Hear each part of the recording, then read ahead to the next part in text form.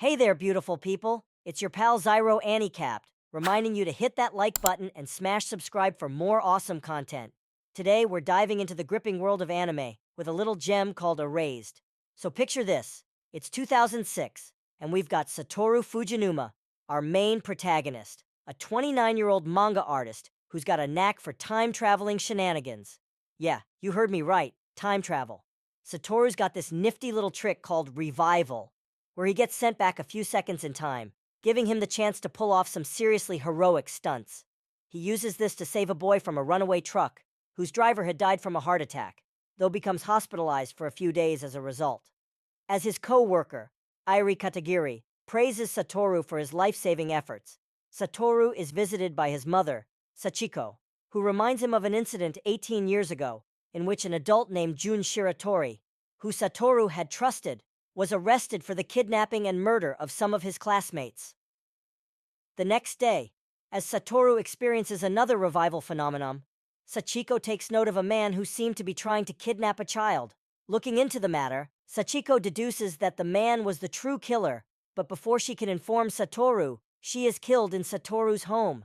Just as Satoru discovers Sachiko's body and is accused of killing her, his revival sends him all the way back to 1988. When he was still an 11-year-old elementary school student. As Satoru becomes bewildered with the situation he's been put in, he finds comfort in being able to see his mother again. It's like getting a warm hug from the universe, but with a side of existential crisis. Realizing being sent to this period by revival is connected to Sachiko's future murder, Satoru takes notice of Kayo Hinazuki, one of his classmates who was killed during the kidnapping incident, noticing a bruise on her leg. Upon the suggestion of his friend Kenya Kobayashi, Satoru reads an essay written by Kayo, which further hints at her troubled life at home. Wanting to understand Kayo more, Satoru decides to invite her to his birthday party, hoping to change the future so that she won't be killed. During an ice skating race against a classmate, Satoru holds back from winning to avoid inadvertently trying to change the future, angering the classmate and disappointing Kayo. After learning that Kayo's birthday is on the same day as his, giving him a rough idea of the date of her disappearance, Satoru spends some time with Jun, still convinced that he is not the kidnapper. It's like playing detective with a side of birthday cake. Nothing says, solve a mystery, like blowing out candles. Afterwards, Satoru finds Kayo beaten up in her home's shed, learning of the full nature of her abusive relationship with her mother, Akemi. The next day, Satoru speaks with his teacher, Gaku Yashiro, who explains how he has suspected Akemi of abuse for almost a year, but hasn't been able to find proof to convict her. Later, Satoru stands up for Kayo when she is accused of stealing lunch money, before taking her up a mountain to show her a frost-laden Christmas tree. With help from Sachiko, Satoru manages to invite Kayo out with her to the local science center.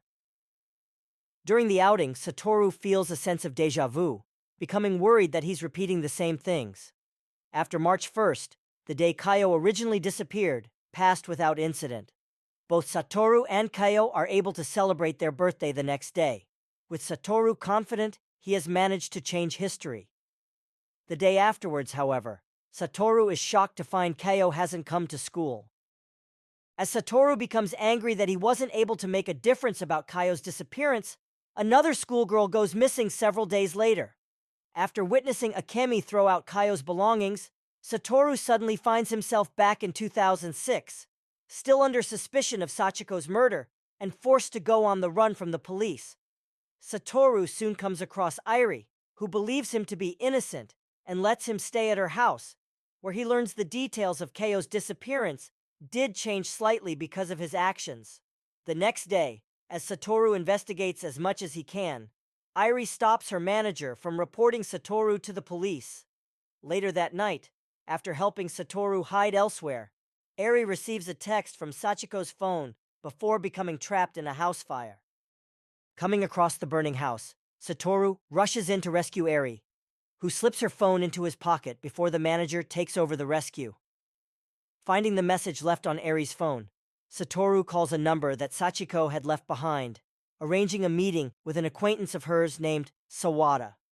Sawada tells Satoru about the last phone call he received from Sachiko, in which she claimed to know who the true kidnapper was, but was unable to tell him before she was killed. He also explains the reported details surrounding Kayo's death, noticing Jun's framing matches with another kidnapping incident in a nearby town, and deducing the true kidnapper was the one who killed Sachiko. While Satoru looks up Sawada's findings on the kidnapping incident, including a list of previous suspects, Sawada goes to the hospital to meet up with Irie, only to discover that her mother has swapped places with her so she can prove Satoru's innocence. Eri meets up with Satoru, informing him of a mysterious man named Nishizumi, who may have been responsible for the fire, but police show up to arrest Satoru. As he is taken away, Satoru spots the man he saw leaving his house on the night of Sachiko's murder. Determined not to let things end the way it is, Satoru successfully triggers his revival through sheer willpower, returning him to February 28, 1988. During school the next day, Kenya confronts Satoru about Kayo's situation at home, admitting that he's known for a while now about the domestic violence and offers his assistance. Following the birthday party on March the 2nd, Satoru throws a rock through Jun's window to bring about the police, providing him with an alibi for his whereabouts. Afterwards, Satoru seeks out Akemi and comes close to pushing her down some stairs, but is stopped by Kenya, who convinces him to choose a different course of action. Instead, Satoru decides to abduct Kayo with her permission, taking her to an abandoned bus to hide out for a few days until she is confirmed to be safe. On the night of March 3rd, however, an unknown character enters the bus while Kayo is sleeping. Kayo barely manages to hide from the intruder before he takes his leave, leaving behind a footprint on a box he kicked. The next evening, as Yashiro goes with some people from the Child Consultation Center to investigate Kayo's house, Kayo tells Satoru and the others about the previous night's intruder.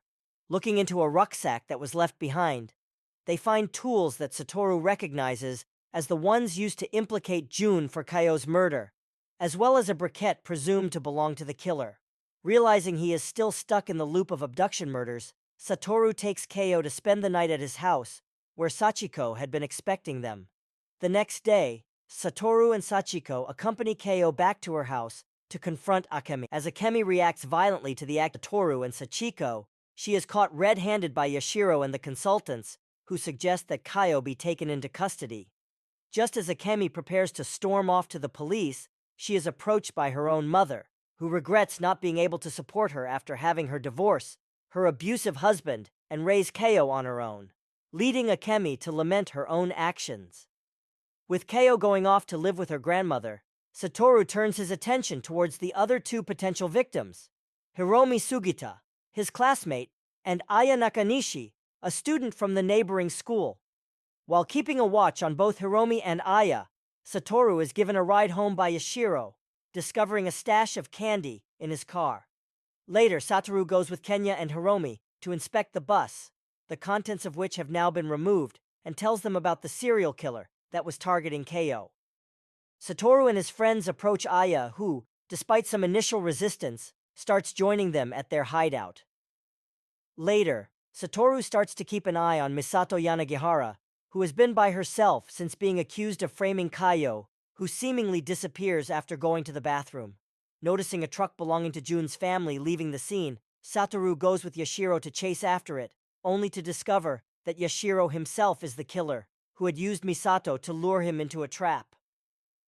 Realizing that Satoru was the one thwarting his plans, Yashiro traps him in his car, which he sends into a frozen lake. Satoru wakes up in the year 2003, having been in a coma for 15 years following Yashiro's attempt to kill him, and discovers that he has lost most of his memories, including the killer's identity.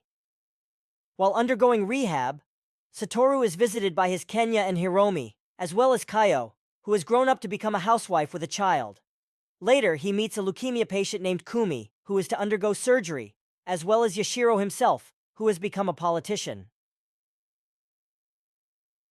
2 days before Kumi's surgery, Yashiro brings Satoru to the rooftop, where Satoru reveals that he has regained his memories. Having regained his memories after talking with Kayo, Satoru tells Kenya and Hiromi what he knows before confronting Yashiro.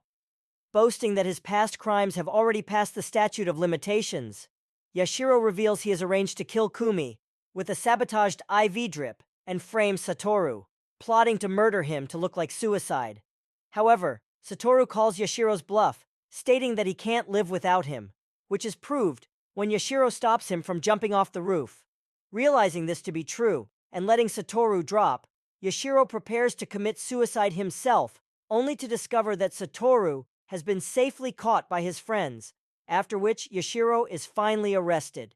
Several years later, Satoru becomes a manga artist and he meets Eri by chance or miracle once more. And that's a wrap on Erased. What a ride, am I right? So what's your take on it? Did the ending leave you satisfied? Or are you still reeling from all those plot twists? And hey, if you could use Satoru's time-traveling powers, where would you go first? Drop your thoughts in the comments below, and until next time.